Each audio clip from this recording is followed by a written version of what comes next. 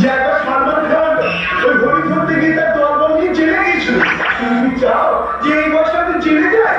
আচ্ছা, তাতে তুমি এক কাজ করো, তুমি হাঁস, মুরগি, কুকুর, গরু, ভেড়া, ছাগল যা খুশি পশু তুমি হরিণ ধরতে চেও না।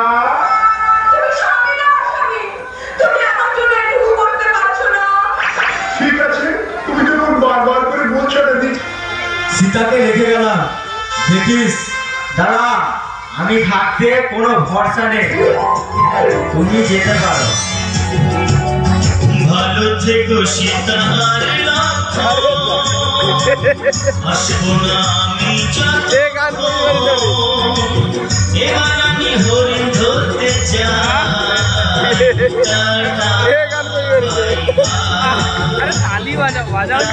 টাটা টাটা শোনা, টাটা।